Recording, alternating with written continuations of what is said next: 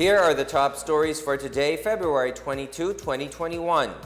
A bigger portion of Mindanao is damaged by Auring. Thousands are affected by the typhoon. Malacanang assures aid for the victims of Typhoon Auring.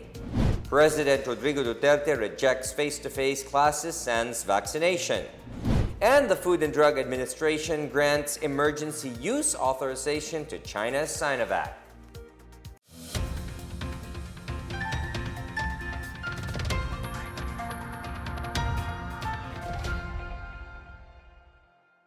Good day, I'm William Theo. Welcome to the PNA Newsroom. About 53,000 persons in Mindanao were affected by the onslaught of Tropical Depression Auring. According to the latest data from the National Disaster Risk Reduction and Management Council, 12,825 families are temporarily sheltered in 308 evacuation centers in the area. The residents are from 216 barangays in northern Mindanao, Davao del Norte, and Caraga. Meanwhile, Malacanang assured that immediate relief and assistance will be given to those affected by Tropical Storm Auring. In a statement, presidential spokesperson ROQUE said Malacanang is closely monitoring Tropical Storm Auring and the communities on its track. ROQUE said the Department of Social Welfare and Development, or DSWD, has relief stockpiles and standby funds amounting to 1.2 billion pesos, while the Department of Health has also prepositioned 19.5 million pesos worth of medicines, medical supplies, and health kits. The Philippine Coast Guard also deployed response groups in affected areas to assist in evacuation and rescue operations. Residents of affected areas are urged to remain vigilant and to regularly check the latest weather advisories and other information related to Auring. In Surigao del Sur, thousands of distressed residents were rescued during the height of Tropical Storm Auring. Meanwhile, affected residents of Davao del Norte received financial and livelihood assistance from Senator Bongo and other government agencies. The details from Marita Moahe. Surigao del Sur Governor Alexander Pimentel said rescue efforts are being made by the different disaster response teams to help distressed residents amid flooding. Colonel James Goforth of Surigao del Sur Police Provincial Office said about 9,552 families or 30,650 individuals were already rescued and evacuated from the different towns and cities in the province since Saturday. He said 183 police personnel are currently deployed in different towns to help in the evacuation and rescue efforts, while 40 personnel are assigned in various evacuation centers. Another team of 32 police personnel is assigned to conduct patrols in communities already abandoned by residents. The 3rd Special Forces Battalion of the Army also provided support to evacuation and rescue operations. Meanwhile, Senator Christopher Lawrence Go, along with officials from national agencies, visited and distributed various assistance to the flood-stricken residents in Santo Tomas, Davao del Norte. The town was placed under a state of calamity after it was severely affected by widespread flooding due to localized thunderstorms. Senator Go distributed grocery packs, vitamins, bicycles, computer tablets for students, and shoes. The Department of Health distributed hygiene kits, while the Department of Social Welfare and Development and the Department of Trade and Industry gave a livelihood assistance. Affected residents are also enlisted for the Cash for Work program of the Labor Department. The Technical Education and Skills Development Authority offered scholarships and livelihood training, while the Department of Agriculture distributed rice and corn seeds for the farmers. For the PNA Newsroom, I'm Marita Moahe. Classes and work in the government are suspended in several local government units in eastern Visayas due to threats of Tropical Depression Auring. This after the Philippine Atmospheric, Geophysical, and Astronomical Services Administration, or PAGASA, raised Tropical Cyclone Wind Signal number 2 in some parts of Leyte and Samar. Among the local governments, the suspended work and classes are Tacloban City, Haro, Tanawan, Tolosa, Carigara, Tabon-Tabon, Mahaplag, and Matalom in Leyte. Naval, Almeria, Kawayan, Cabugcayan, Culaba, and Caibiran, Macrohon, Sogod, and Silago in southern Leyte. Exempted from work suspension are those involved in the maintenance of peace and order, disaster risk management, health and sanitation, and traffic management. No face-to-face classes yet. Spokesperson Harry Roque said President Rodrigo Duterte will only allow face-to-face classes after the rollout of COVID-19 vaccination program. Ayaw po niyang malagay sa panganib o alanganin ang buhay ng ating mga mag-aaral at mga guro habang wala pa pong nababakunahan sa bansa. Sabi niya, may awa po ang Panginoon, baka naman po pagkatapos nating malunsad ng ating vaccination program, pwede na tayong mag-face-to-face sa Agosto, no? Lalong-lalo na dun sa mga lugar na mababa po ang COVID cases. Spokesperson Harry Roque announced that the Food and Drug Administration has already granted emergency use authorization or EUA to China's Sinovac. He said Sinovac will arrive in a matter of days. Kinakailangan lamang ng gobyerno ng China na 3 araw mula ngayong araw nito kung kailan na-aproba ng EUA para maparating sa atin ang Sinovac. Ang sabi po sa akin ni Secretary Vince Dizon, ang ating Deputy Chief Implementer ng NTF, 1 araw lang man kinakailangan natin. So sa pang-4 na araw, baka po pwede na. Pero ayaw ko na po mag-promise, baka may mangyari na naman. Pero asahan po natin na wala na pong matagal na delay para magsimula ang ating bakuna. Pasensya na po kayo na antala ng mga ilang araw lang naman, no? Dahil ako naman po sa manot mula, nanindigan ng talagang unang gagamitin natin ay ang Sinovac o ang Chinese vaccine. Still to come, the Philippine Genome Center or PGC said it is still premature to conclude that there is an emerging local variant of the SARS-CoV-2 in the Philippines. And close to 450,000 overseas Filipino workers adversely affected by the COVID-19 pandemic have been repatriated to the country. More on these when the PNA Newsroom continues.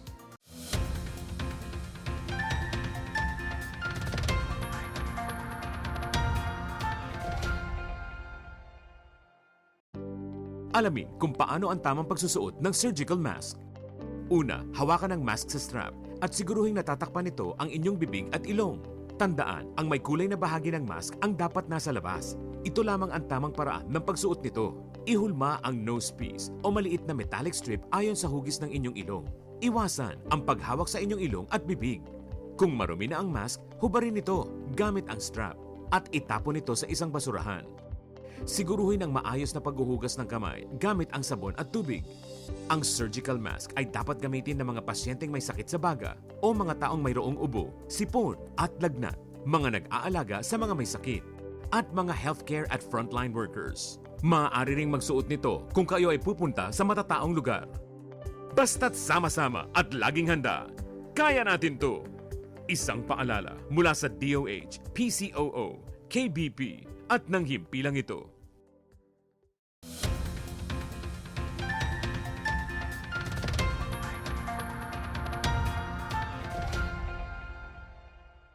You're still watching the PNA Newsroom.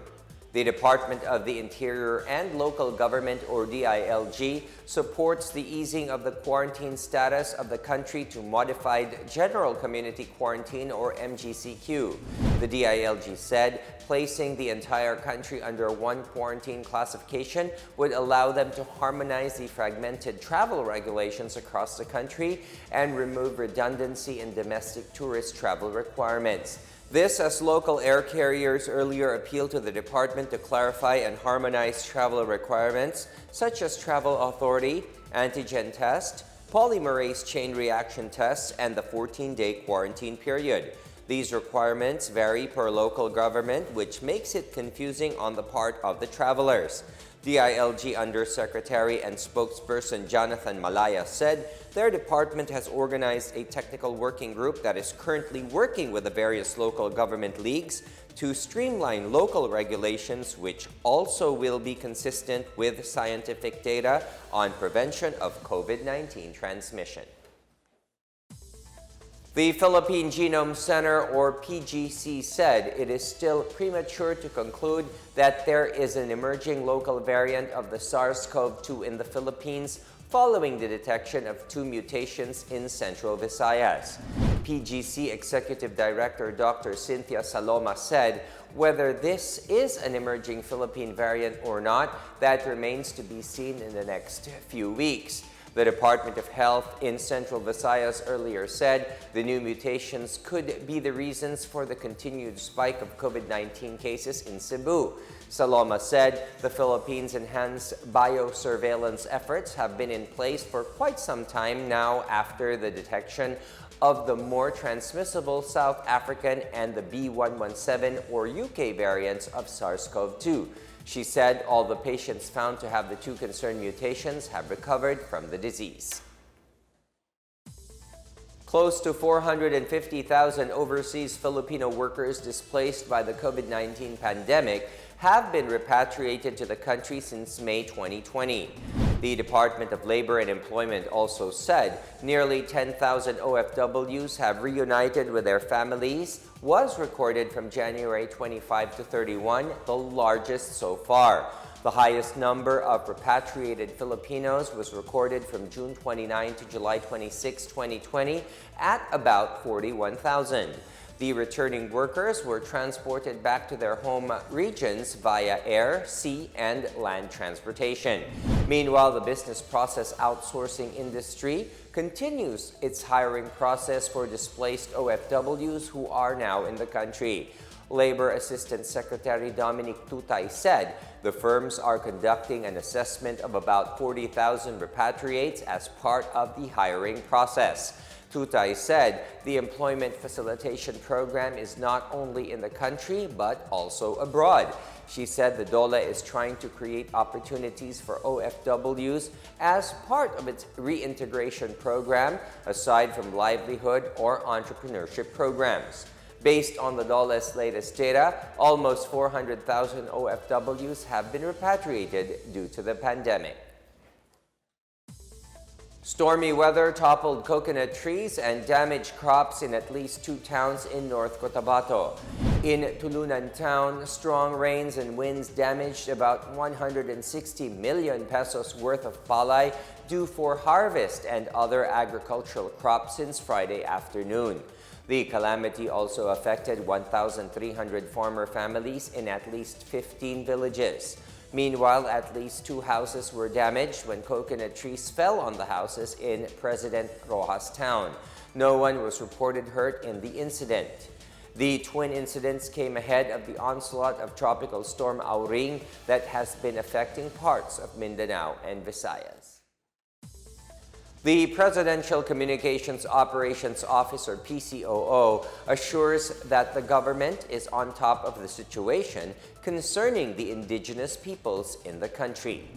Even as PCOO Undersecretary Lorraine Badoy acknowledged the government's lapses before in aiding the IPs, she assured that their needs are taken care of, especially the education of the minors. Badoy was in Cebu to personally check the condition of the IP parents and the 19 minors who were rescued from a retreat house owned by the University of San Carlos Talamban campus.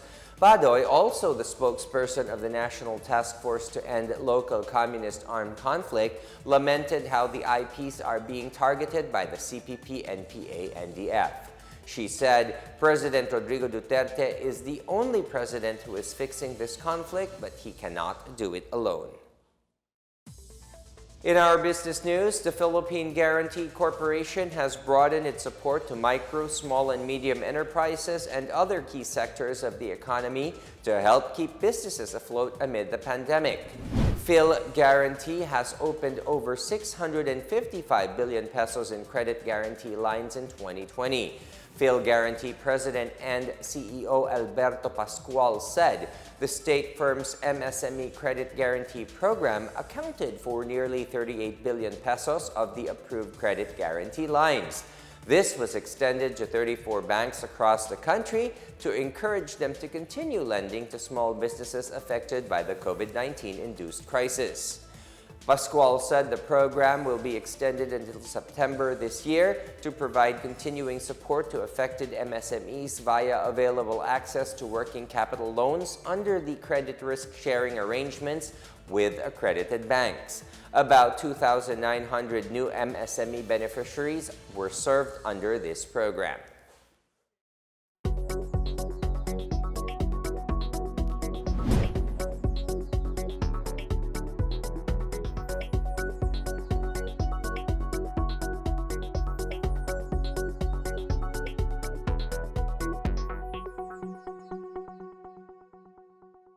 Up next, a mother is appealing to the CPP-NPA to let her daughter return home.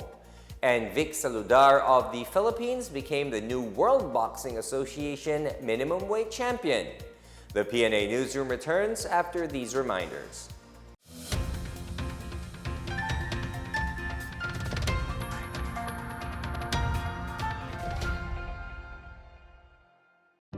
Alamin ang tamang paraan ng pag-ubo upang mapigilan ang paglaganap ng Coronavirus Disease 2019. Ugaliing magdala ng panyo o tissue. Kung uubo o babahing, takpan ang buong ilong at bibig gamit ang panyo o tissue. Kung walang dalang panyo o tissue, maaaring gamitin ang braso na pantakip. Kung nakararamdam na kailangan umubo o bumahing, agad na dumistansya sa mga tao sa paligid. Huwag dumura kung saan-saan, gumamit ng tissue at itapon sa basurahan. Ugaliin ang paghuhugas ng kamay at paggamit ng alcohol o hand sanitizer upang mamatay ang mikrobyo.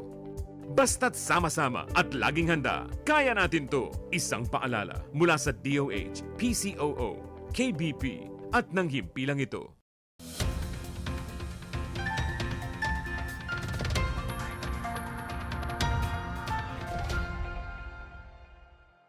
A mother from Cagayan province appealed to the Communist Party of the Philippines New People's Army to let her daughter return home so she can continue her studies and live a better life. Venancia Gayacas, a resident of Zinundugan Valley, said her daughter Rose Malin is just 17 years old and a grade 11 student. She said the last time she saw her daughter was in November 2020. Mayor Jekyll Julian Dulawan from the 5th Infantry Division of the Philippine Army said Zinundugan Valley is known to be a guerrilla base of the CPP-NPA. Dulawan said Gayacas came home to them to ask for help in retrieving her daughter. On February 13, some 300 residents of Zinundugan Valley held a peace rally to oppose the terroristic activities of the CPP-NPA in their area. National Security Advisor Hermogenes Esperon Jr. highlighted the need for the Barangay Development Program as more communities in Davao Region are cleared from the influence of the CPP-NPA. Esperon, who is also Vice Chair of the National Task Force to End Local Communist Armed Conflict, said the presence of the CPP-NPA has long hindered the development of Mindanao. The major programs under the BDP, namely farm-to-market roads, livelihood, irrigation, and health stations, are what formerly affected communities have asked for. Based on figures from the security sector, Esperon said at least 1,300 barangays have been cleared as of 2019, most of which are located in Mindanao. Through the multi-stakeholder grassroots initiative of the BDP, Esperon said the NTF-LCAC is confident that the projects under the BDP will produce the positive results desired for those former NPA-controlled communities. The national ID has no expiration date once issued to a Filipino citizen holder, and it is also free. The Philippine National Statistics Authority in Region 11 gave the assurance to all who are interested in getting a national ID. However, for foreign permanent residents in the Philippines or resident aliens, the national ID issued to them is only valid for 1 year. A lost or damaged Philippine ID would also be replaced for a fee. The agency, meanwhile, says priority is given to low-income households who are listed in the Listahanan 3 of the Department of Social Welfare and Development. Still, the agency made it clear that the general public would be served in the latter part of the year until 2022. The national ID shall be a valid proof of identity that shall simplify public and private transactions, enrollment in schools, and the opening of bank accounts. The government is revving the ABACA industry in Marawi as it continues to find ways to rehabilitate the war-torn city. The details from Claire Gighe.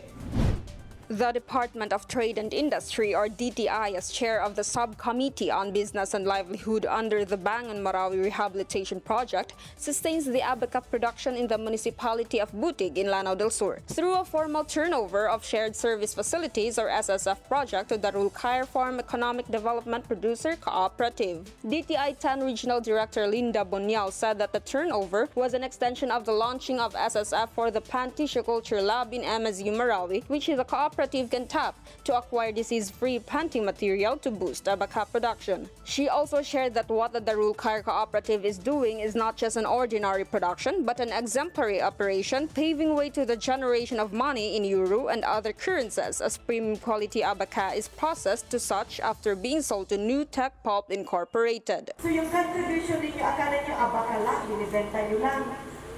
Pera ang number one gamit ng ABACA. Ma-appreciate ninyo na may contribution kayo sa buong mundo. At yung contribution na yan ay napakalaki dahil pera pa. At kami ay nagpapasalamat din dahil ginamit ninyo instead na pinabayaan at ibenta yung equipment. Further, Task Force Bangon Marawi Field Office Manager ASAC Felix Castro Jr. bared that this project is part of the 50 million pesos allocation serving as SSF capital outlay for Marawi City and municipalities of BUTIG and Piagapo in Lanao del Sur. Meanwhile, cooperative members expressed how SSF immensely impacted their ABACA production, leading them to their sincerest gratitude to the lead implementers of the project. Napakasaya po kasi sa totoo lang po tumaas ang aming produkto. Nung magkaroon po kami ng SSF project, yung mga machinery na binigay sa amin ng DTI, ay lumakas po yung production namin po.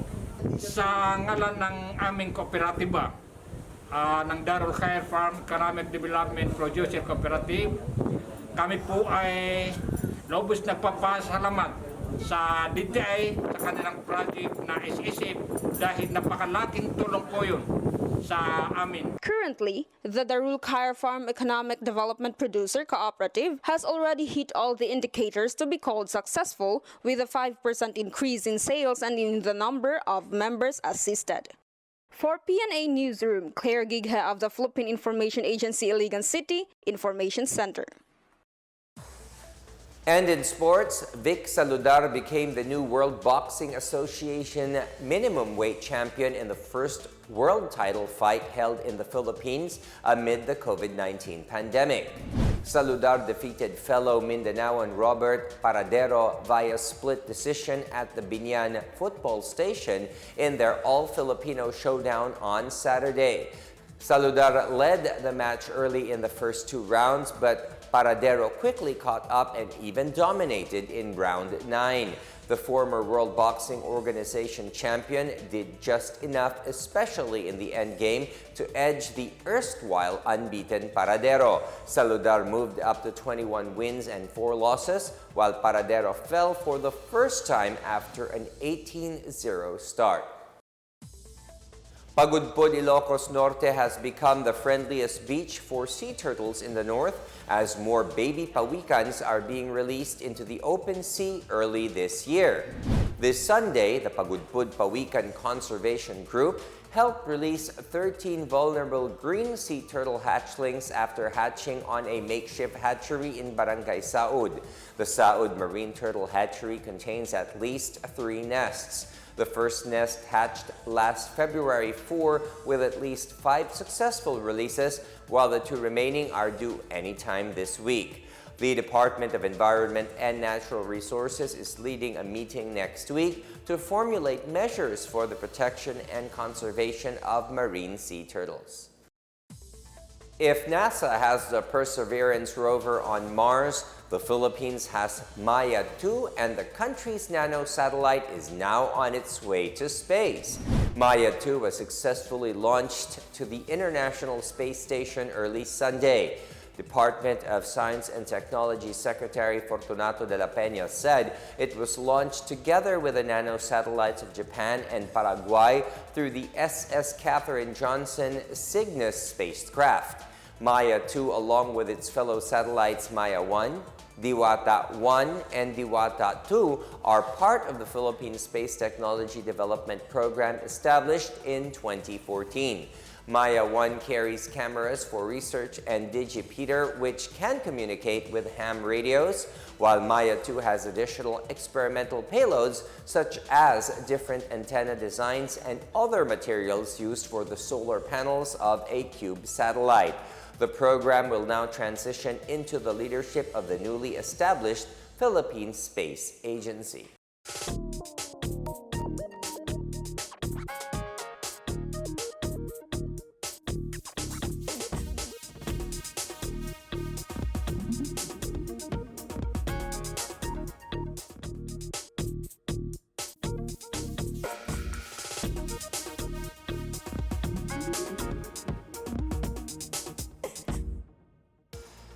Here's another look at today's biggest stories.